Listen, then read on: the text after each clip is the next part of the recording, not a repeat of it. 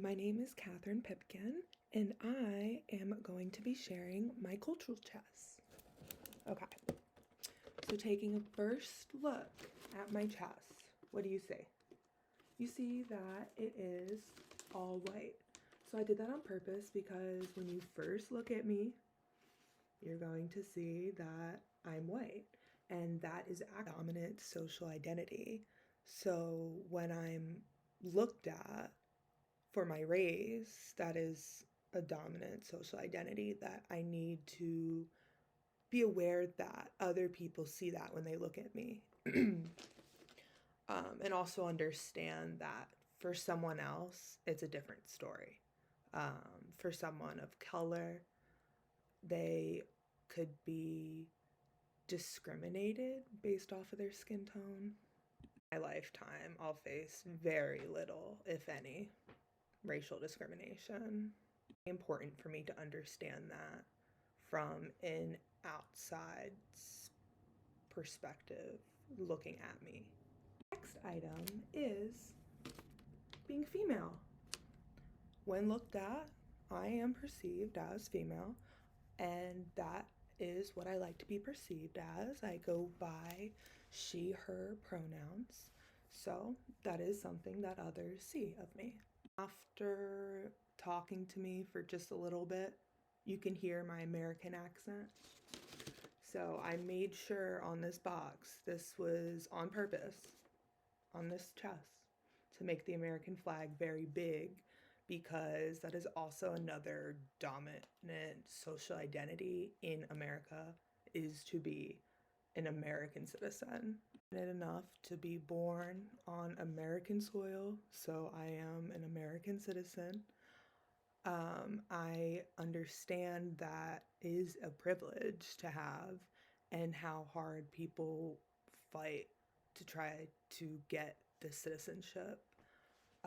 And that's something that is very important as a social worker to understand.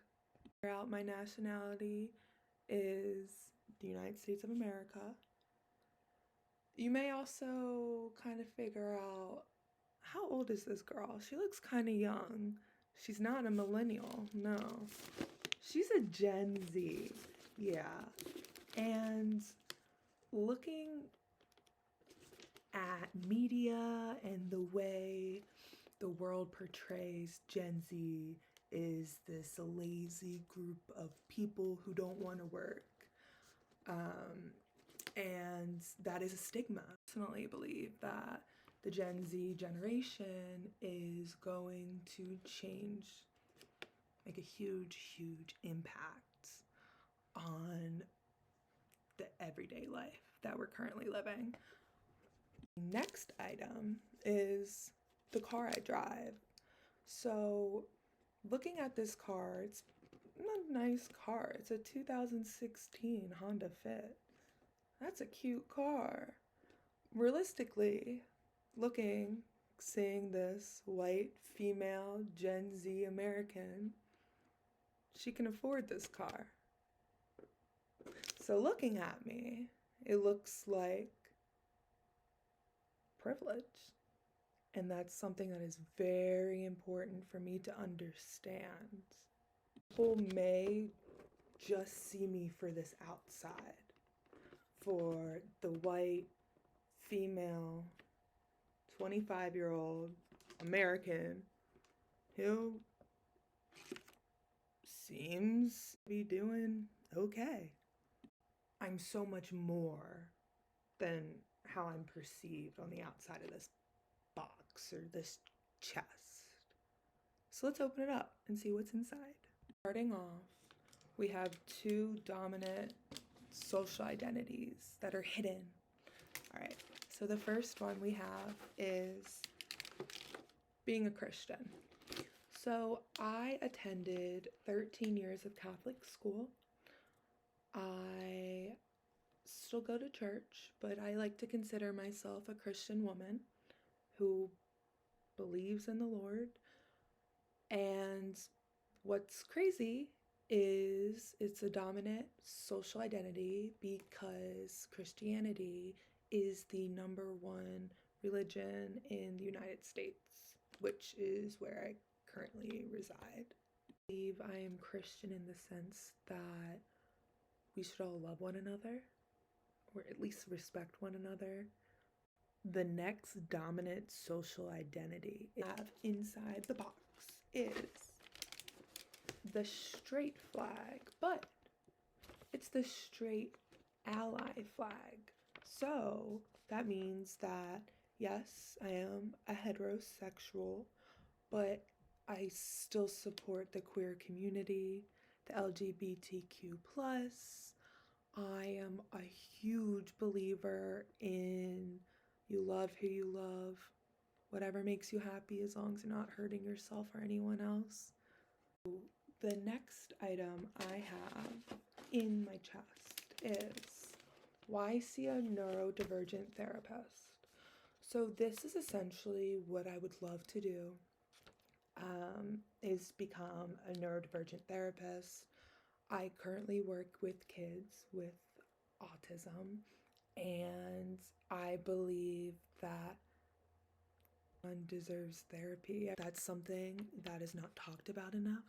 This is something I have a huge passion for, and I belong in the social group of, like maybe the special education, but it's definitely the group of autism and the huge spectrum of everything. You can't just look at me and know that I belong to this group. I love and advocacy and dedication to this. The next item in my chest is the Polish flag. Wow. So, if you just look at me, you don't know that my great-grandfather was an immigrant from Poland, and he came in from Ellis Island and then became a US citizen. So, and this is important because an understanding of what my great-grandfather went through. He had his last name changed and all this stuff just so he could be quote unquote American. His name was John, but his real name was actually Jans. And I find that so interesting, that my family, we don't know Polish because they wanted to not continue any traditions because they wanted to adapt to these American traditions. Understanding that there was a time where you were supposed to hide where you came from and all this stuff. It's just really sad to me because I believe that we should celebrate our cultures, we should celebrate our differences and learn from one another. But back a couple years ago, it's not how it wasn't how the world worked. So, what's in my box for the last item? Family. Well, looking at me, you wouldn't know that family means a lot to me. But if you really get to know me, you get to see that I have a tattoo that says family. My family and I were really close. That's something that I'm very fortunate and lucky to have. I see that is not the way for most people, that they're not always close with their families or their families live far away. I'm fortunate where my family, we live close. The majority of my family, we all live in Maryland, so it doesn't take long to drive and see one another. You can't just look at me and know that family means so much to me. This project shows that we may be perceived as something completely different than how we truly identify. We have some personal hidden social identities, and we have some identities that are dominant we need to be aware of. Thanks so much.